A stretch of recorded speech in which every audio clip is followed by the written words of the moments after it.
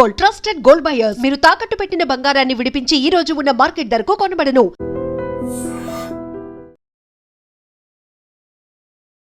నమస్కారం, welcome to iDream media. నేను మీ సంగీత.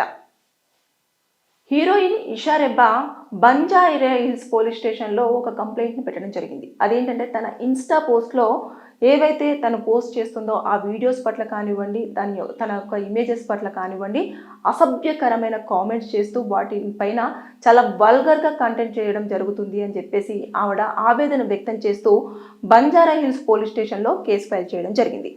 అయితే ముఖ్యంగా అదేంటంటే ఎవరైతే ఇలాంటి కామెంట్స్ చేస్తున్నారో, ఆ వల్గారిటీని ఎందుకు ఇలా పాస్ చేస్తున్నారో వారిని గుర్తించి కఠిన చర్యలు తీసుకోవాలి అని చెప్పేసి ఆ కంప్లైంట్లో పేర్కొన్నారు కదా.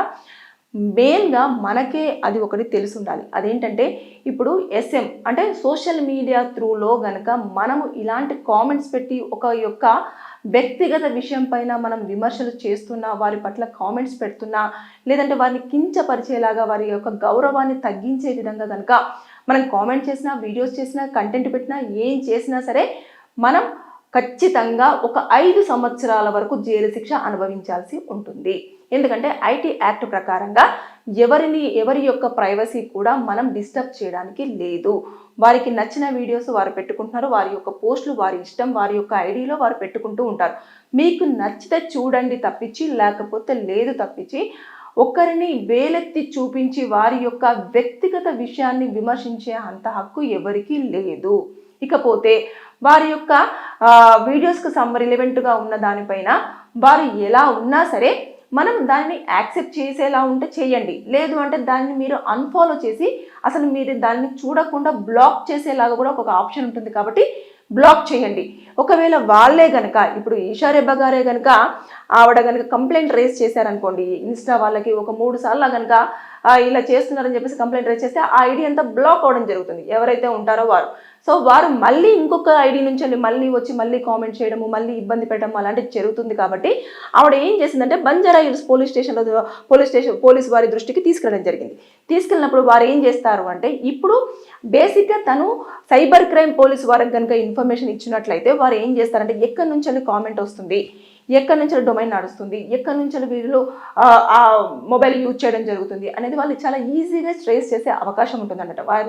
వారు ఏదైతే ఐడి యూజ్ చేస్తున్నారో అది ఫేకా, లేదంటే ఒరిజినల్ అయినా, లేకపోతే వారు ఊరికైనా సరదాగా కోసమా, లేకపోతే ఇలాంటి వాటి వల్ల ఎంతమందిని ఇబ్బంది పెడుతున్నారు, ఇవన్నీ చెక్ చేస్తారు. చేసిన తర్వాత అప్పుడు వారిని అదుపులోకి తీసుకుంటారు. తీసుకున్న తర్వాత వారికి ఫస్ట్ కౌన్సిలింగ్ సెక్షన్ ఉంటుంది, తర్వాత నెక్స్ట్ ఖచ్చితంగా వారిని మాత్రం జైలుకు పంపించడం అయితే పక్కా. ఎందుకంటే దానిలో సెక్షన్స్ చాలా వరకు ఉంటాయి. అంటే వారు పెట్టిన కామెంట్స్ని బేస్ చేసుకొని వారిని దీని ప్రకారంగా ఇంకా అలాగే ఇంకొక కేసు కూడా ఫైల్ చేయొచ్చు ఇషా రెబ్బా. ఎలా అంటే తన గౌరవాన్ని కించపరిచేలాగా చేస్తున్నారు కదా. అంటే తన ఒక సెలబ్రిటీ హీరోయిన్ అయినప్పుడు తనకి కొన్ని అంటే లక్షల్లో ఫ్యాన్స్ అనే వాళ్ళు ఉంటారు. కాబట్టి ఆ సమయంలో తన యొక్క గౌరవాన్ని కించపరిచే విధంగా ఇలాంటి పోస్టులు ఉండడము, వారు కామెంట్ చేయడము, దానివల్ల ఆవిడ చాలా అనీజీగా ఫీల్ అవ్వడం జరుగుతుంది. కాబట్టి డెఫమేషన్ కేసు వేసుకుంది అనుకో, పరువు నష్టం అనేది ఒక కేసు ఉంటుంది.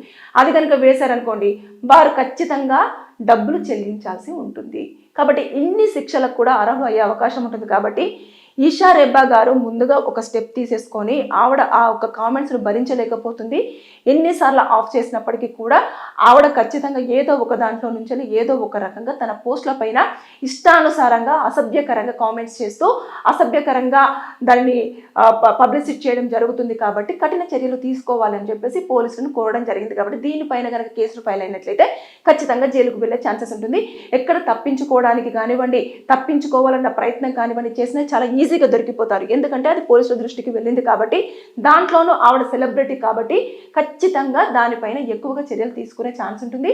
ఇకపోతే ఈవిడతో పాటు ఇంకెవరినైనా కించపరిచేలాగా మాట్లాడుతున్నారా, ఎక్కడైనా పోస్టులు పెడుతున్నారా, ఎవరినైనా ట్రాప్ చేయడానికి ప్రయత్నం చేస్తున్నారా, లేదంటే వీరు ఉదయం నుంచి సాయంత్రం వరకు ఇదే పనిలో ఉండి కామెంట్స్ పెడుతూ ఇబ్బందికరంగా వారిని గురి చేయడం జరుగుతుంది, ఇబ్బందికరంగా వారి యొక్క మానసిక పరిస్థితిని డిస్టర్బ్ చేయడం జరుగుతుందా అనే దానిపైన వారు చర్యలు తీసుకుంటారు. తీసుకొని వారిని కనుక అరెస్ట్ చేశారనుకోండి ఇంకా వారు తప్పించుకోవడానికి లేదు. ఖచ్చితంగా ఈ మధ్య కాలంలో ప్రతిదీ టెక్నాలజీ డెవలప్ అవుతుంది కాబట్టి మేము దొరకలేము, ఎవరు పట్టారో తెలియదు అని చెప్పేసి అనుకోవడం పొరపాటు.